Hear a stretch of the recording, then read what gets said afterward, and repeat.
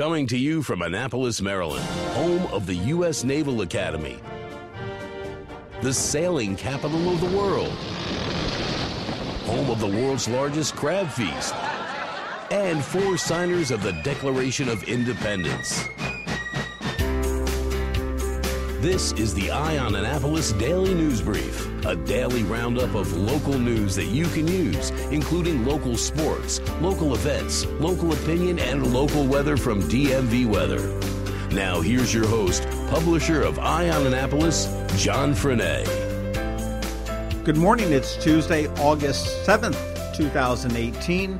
This is John Frenaye, and this is your Eye on Annapolis Daily News Brief. Good job and kudos to the Annapolis City Police Department. On June 30th, there was a shooting on Edgewood Avenue between West Street and Hpgan Street. The adult male victim was shot and suffered from critical injuries. Annapolis detectives quickly identified Ronrequez Johnson, 24, of Annapolis, as a suspect in the shooting, and on August 3rd, he was located in Glen Burnie and arrested. He was charged with attempted first-degree murder and 6 other related charges, and currently he is being held at the Jennifer Road Detention Center without bond, so that's good. There's another bad guy off of the streets.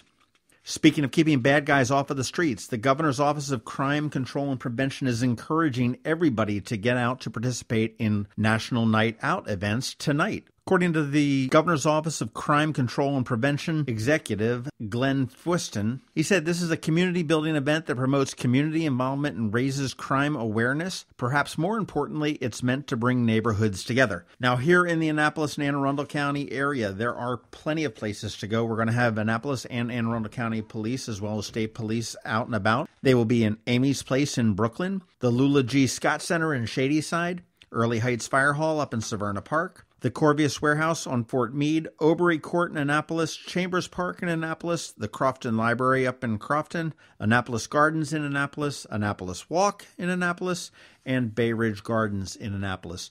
So if you get a chance tonight, get on out, say hello to a cop, thank them for all the work they've done, and help us get our communities together. Did you know that Governor Larry Hpgan likes the Zac Brown Band and the Washington Redskins, and he took donations from the pharmaceutical industry after opposing legislation meant to stop price gouging?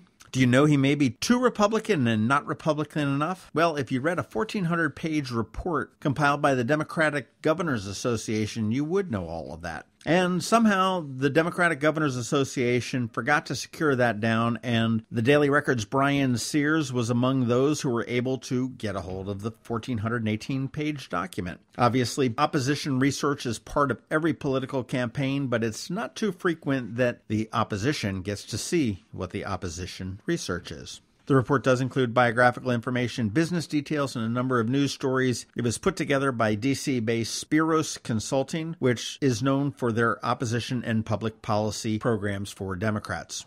More Governor Hpgan news. Maryland is asking the company that runs the Conowingo Dam for help in clearing the flood debris which has floated down the Chesapeake Bay. The letter sent late last week to Exelon CEO Christopher Crane says amid recent heavy rainfall, more than 20 floodgates were opened at the dam on the Susquehanna River. Officials say debris that flowed through is now having a detrimental and dangerous impact downstream.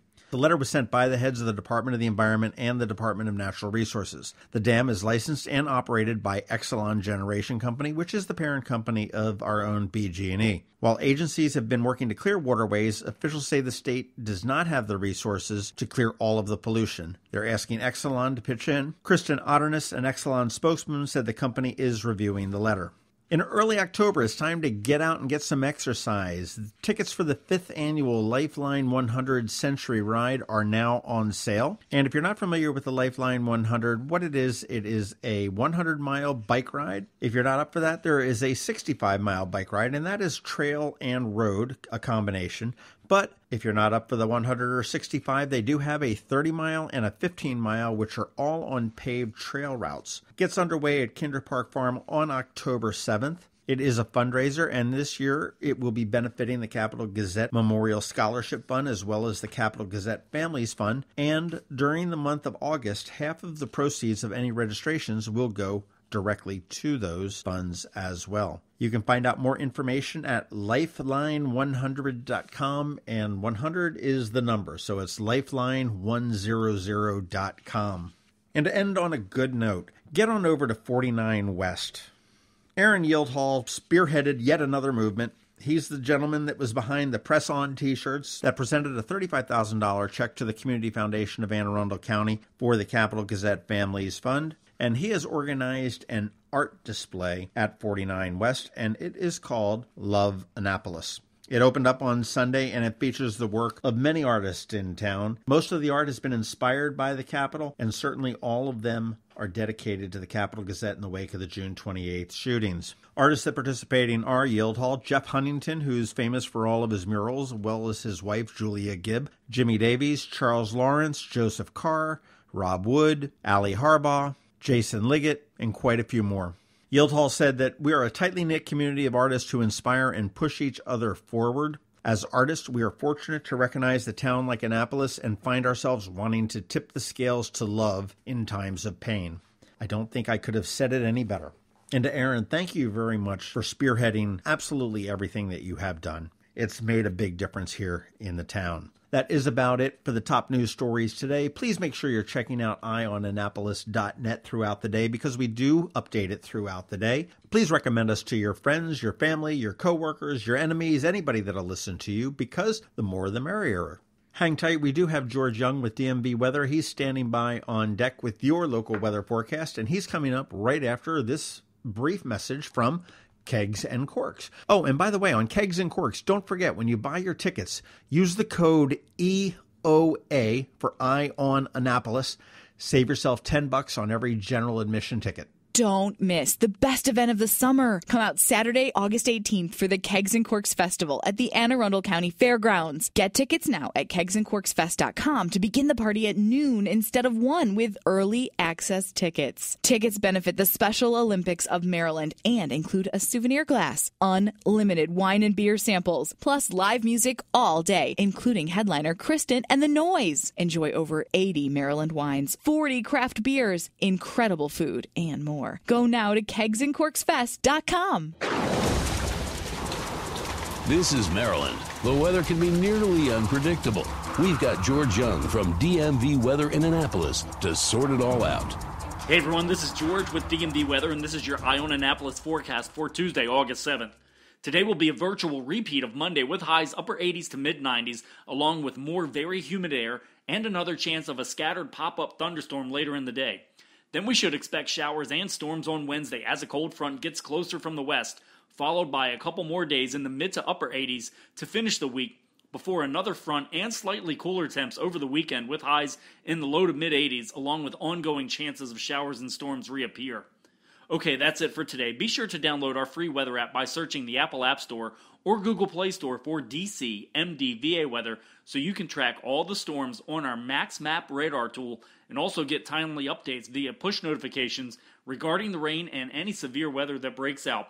And be sure to also follow us on our website at dmvweather.com or on Facebook or Twitter so you can always stay weather informed. This is George Young of DMV Weather. Make it a great day out there despite the additional heat and humidity. But remember, whatever the weather outside, have fun and be safe. My name is Latoya Congolo. I'm a licensed clinical social worker and addictions therapist. Every day I see the terrible effects of the opioid epidemic before my very eyes. People are suffering. Families are suffering. Go to aacounty.org/heroin. There you will find some simple advice about opioid medications. Step up and be part of the solution. Doctor's orders. September 29th, the inaugural Twist and Stout Festival at Quiet Waters Park along the shores of the South River. Twist and Stout, a Maryland wine, craft beer, music, food, and arts festival, presented by the Anne Arundel County Department of Recreation and Parks along with the Maryland Wineries Association. Sample dozens of craft beers and Maryland wines. Dance the afternoon away to the sounds of Saved by Zero and the Groove Spot Band. Watch the plein air painters and shop dozens of artisans, crafters, and food trucks. Tickets are on sale now at twistandstout.org. TWISTANDSTOUT.org. September 29th, Twist and Stout at Quiet Waters Park, 11 a.m. to 5 p.m. Tickets at twistandstout.org. Thanks for listening to the Eye on Annapolis Daily News Brief. If you like what you heard, make sure to tell your friends and colleagues about it. And also tell them about our website, eyeonannapolis.net, where you can find much more. Be sure to check out our other weekly podcast, The Maryland Crabs. This podcast comes to you every Monday through Friday at 7 a.m. Thanks for listening, and we'll see you next time.